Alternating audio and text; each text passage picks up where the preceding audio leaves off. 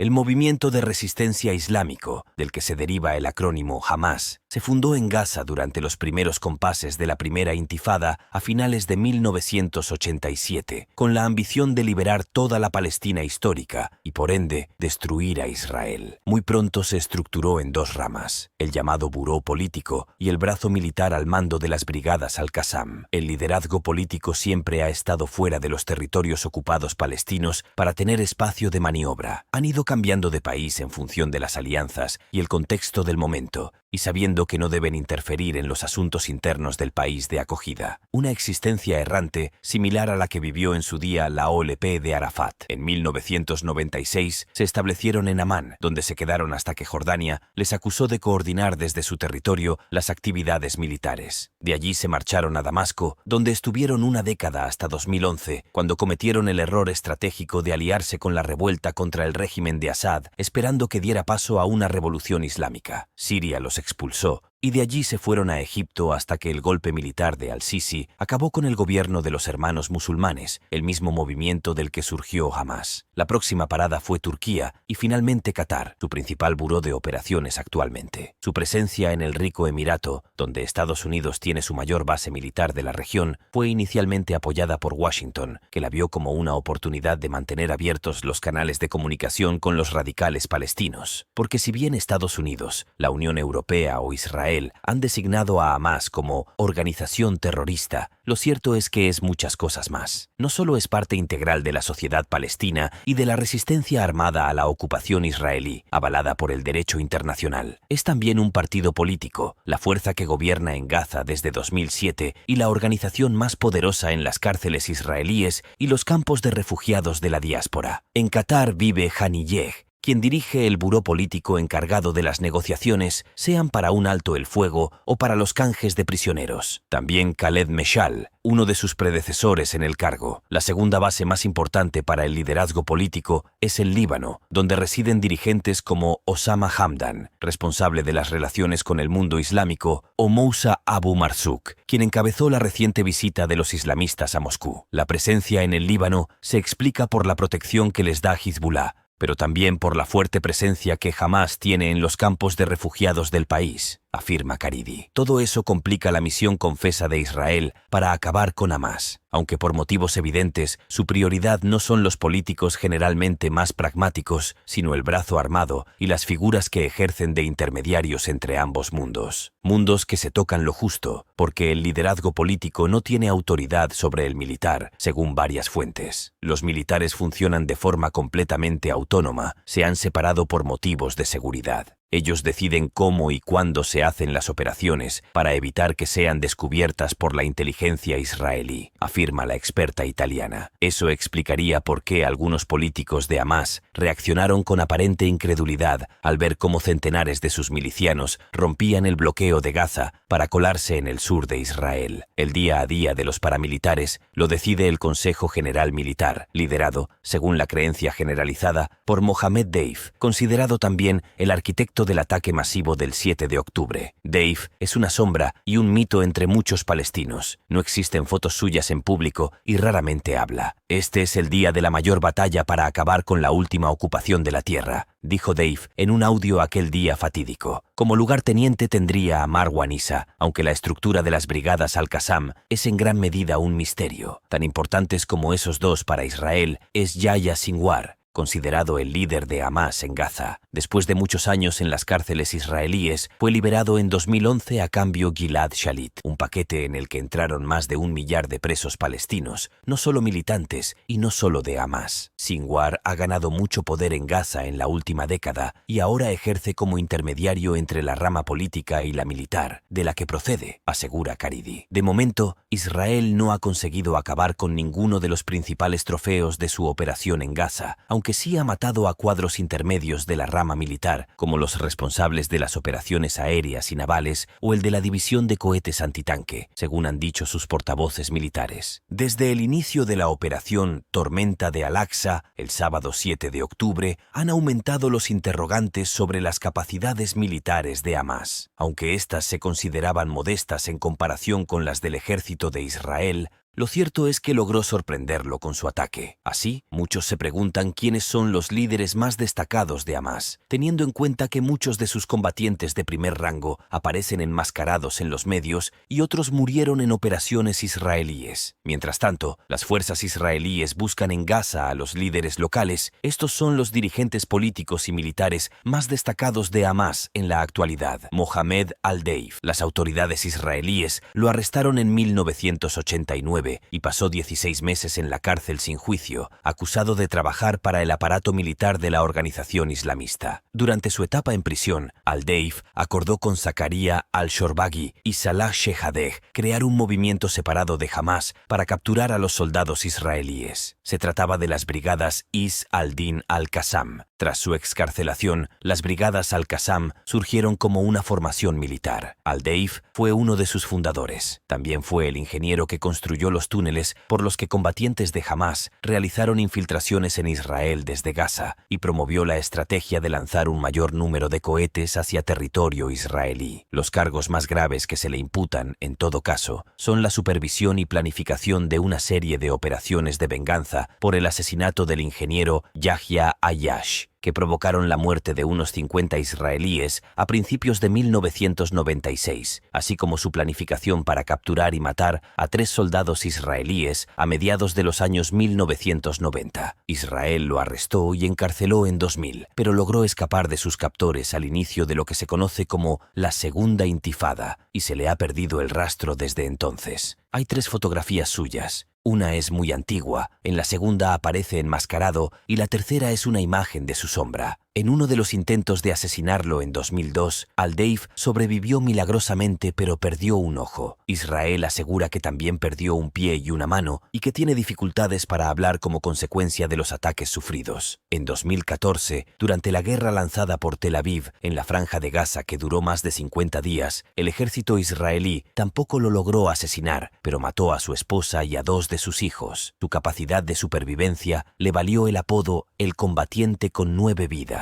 Pero sobre todo, se lo conoce como el invitado, debido a que no permanece en un mismo lugar más de una noche y cada día pernocta en una nueva vivienda para escapar de la persecución israelí. También se hizo famoso con el sobrenombre Abu Khaled por su papel actoral en una obra teatral llamada El Payaso, en la que interpretó el papel de esa figura histórica que vivió durante el período entre las dinastías Omeya y Abasí. Marwan Issa, conocido como el hombre de la sombra y mano derecha de Mohamed al-Deif, es el subcomandante en jefe de las brigadas al-Qassam y miembro del buró político y militar de Hamás. Las fuerzas israelíes lo mantuvieron bajo arresto por 5 años durante la llamada Primera Intifada, debido a su actividad en las filas de Hamás, grupo al que se unió a una edad temprana. Israel lo describe como un hombre de hechos, no de palabras, y asegura que es tan inteligente que puede convertir el plástico en metal. Consideran que mientras siga vivo, continuará la guerra de cerebros con Hamás. Issa destacó como jugador de baloncesto y fue apodado el Comando Palestino. Sin embargo, no progresó en su carrera deportiva, ya que Israel lo arrestó en 1987 tras acusarlo de pertenecer a Hamás. Posteriormente, la autoridad palestina lo detuvo en 1997 y no lo liberó hasta después del estallido de lo que se conoce como la Intifada de Al-Aqsa en 2000. Después de su liberación, Issa jugó un papel fundamental en el desarrollo de los sistemas militares de las brigadas al-Qassam. Debido a su destacado papel en Hamás, fue perseguido por Israel, que incluyó su nombre en la lista de los más buscados e intentó asesinarlo durante una reunión del Estado Mayor en 2006 con al-Deif y los líderes de primer rango de las brigadas al-Qassam, pero solo salió herido. Los aviones de combate israelíes también destruyeron su casa en Gaza 2 veces en 2014 y 2021, matando a su hermano. Su rostro no se conoció hasta 2011, cuando apareció en una foto grupal tomada durante la recepción a los prisioneros liberados en virtud del acuerdo de intercambio para la liberación del soldado israelí Gilad Shalit. Yahya Ibrahim al-Sinwar, líder del movimiento Hamás y jefe de su oficina política en la Franja de Gaza, nació en 1962. Fundó el Servicio de Seguridad de Hamás, conocido como MAID, que se ocupa de la seguridad interna, incluyendo los interrogatorios a sospechosos de colaborar con Israel. Este organismo evolucionó para rastrear también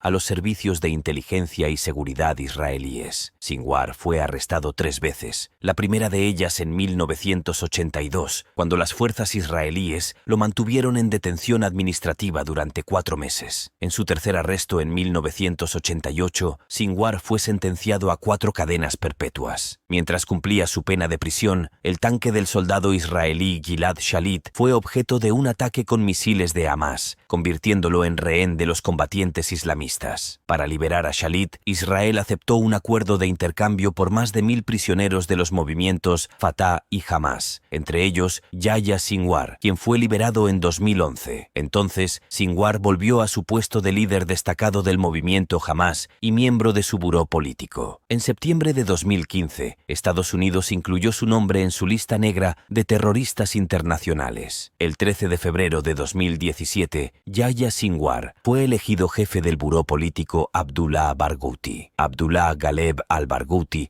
nació en Kuwait en 1972 y se mudó a Jordania después de la Guerra del Golfo de 1990. Obtuvo la ciudadanía jordana y después estudió ingeniería electrónica en una universidad de Corea del Sur durante 3 años, en los que aprendió a fabricar explosivos. No completó sus estudios porque obtuvo un permiso de entrada a Palestina. Quienes lo rodeaban desconocían sus habilidades para fabricar explosivos y tras una larga búsqueda, su intuición lo llevó hasta su primo Bilal al-Barghouti. En una zona remota cerca de Beit Rima, creó y detonó una pequeña cantidad de material explosivo frente a Bilal. Este último partió hacia la ciudad de Nablus para informar de los detalles de lo sucedido a su comandante en las brigadas, Ayman Halawa. Allí, su primo pidió a Abdullah que se uniera por órdenes del comandante a las filas de las brigadas Qassam. Barghouti trabajó en la producción de artefactos explosivos, detonadores y sustancias tóxicas. Estableció una fábrica especial para la manufactura militar en un almacén de su ciudad. El número total de muertos en las operaciones coordinadas y dirigidas por Abdullah Barghouti asciende a 66 israelíes, además de 500 heridos. Barghouti fue arrestado por casualidad en 2003 por las fuerzas especiales israelíes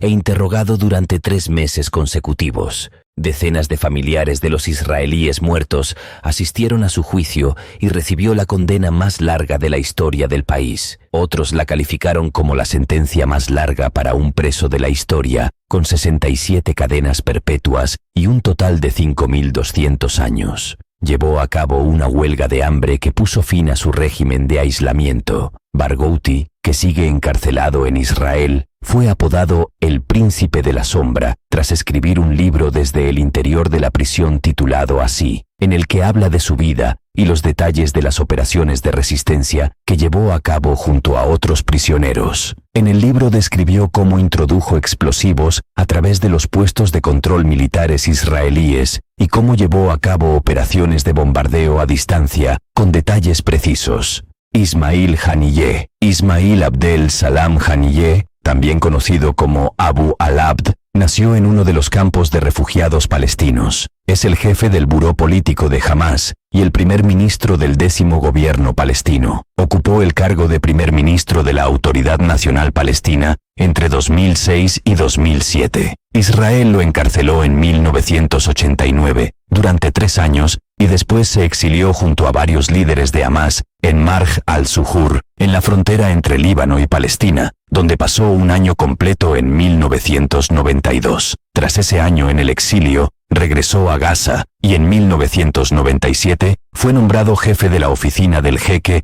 Ahmed Yassin del movimiento Hamás, lo que fortaleció su posición en el movimiento islamista. En febrero de 2006, Hamás lo designó primer ministro de la Autoridad Nacional Palestina. Un año después, Haniyeh fue destituido de su cargo por el presidente de la Autoridad Nacional Palestina, Mahmoud Abbas, después de que las brigadas Al-Qassam tomaran el control de las sedes del aparato de seguridad en la Franja de Gaza. Haniyeh rechazó la decisión porque la consideró inconstitucional y proclamó que su gobierno seguirá cumpliendo con sus responsabilidades nacionales con el pueblo palestino. Haniyeh abogó por la reconciliación palestina con el movimiento Fatah en varias ocasiones y anunció su disposición a renunciar a la presidencia del gobierno en el marco de un acuerdo de reconciliación integral, abandonando su cargo el 2 de junio de 2014 para ser reemplazado por Rami Hamdallah. El 6 de mayo de 2017 fue elegido jefe del Buró Político de Hamás por el Consejo Shura del Movimiento de Resistencia Islámica, sucediendo a Khaled Mishal. Khaled Mishal o Abu al-Walid nació en el pueblo de Silwad en 1956. Recibió allí educación primaria antes de que su familia emigrara a Kuwait, donde completó su formación en primaria y secundaria. Mishal es considerado uno de los fundadores del movimiento Hamás y ha sido miembro de su buró político desde su creación. Asumió la presidencia del buró político de Hamás entre 1996 y 2017 y fue nombrado su líder tras la muerte del jeque Ahmed Yassin en 2004. En 1997, el Mossad israelí intentó asesinarlo bajo instrucciones directas del primer ministro Benjamín Netanyahu, quien pidió al jefe de la agencia de inteligencia que preparara un plan para llevar a cabo la operación. 10 agentes del Mossad entraron en Jordania con pasaportes canadienses falsificados e inyectaron una sustancia tóxica a Khaled Mishal mientras caminaba por una calle de la capital, Amán. Las autoridades jordanas descubrieron el intento de asesinato y arrestaron a 2 miembros del Mossad implicados. El difunto rey jordano Hussein bin Talal pidió al primer ministro israelí el antídoto para la sustancia tóxica que habían inyectado a Khaled Mishal. Netanyahu inicialmente rechazó la solicitud, pero el intento de asesinato adquirió una dimensión política y el presidente estadounidense Bill Clinton convenció al primer ministro para que finalmente enviara el antídoto. Khaled Mishal visitó la Franja de Gaza por primera vez el 7 de diciembre de 2012. Fue su primera visita a los territorios palestinos desde que los abandonara con 11 años. Fue recibido por líderes palestinos entre un baño de masas de camino a la ciudad de Gaza. El 6 de mayo de 2017, el Consejo Shura de Hamás eligió a Ismail Haniyeh para sucederlo como jefe de su buró político, y en 2021, Mishal pasó a liderar la oficina del movimiento en la diáspora. Mahmoud al-Zahar, de padre palestino y madre egipcia, Mahmoud al-Zahar nació en 1945 en la ciudad de Gaza y vivió los primeros años de su infancia en la localidad de Ismailia en Egipto. Recibió su educación primaria, media y secundaria en Gaza. Obtuvo una licenciatura en Medicina General en la Universidad Ain Shams de El Cairo en 1971 y una maestría en Cirugía General en 1976. Tras su graduación, trabajó como médico en hospitales de Gaza y Khan Yunis hasta que las autoridades israelíes lo despidieron debido a sus posiciones políticas. Al-Zahar es considerado uno de los líderes más destacados de Hamás y miembro de la dirección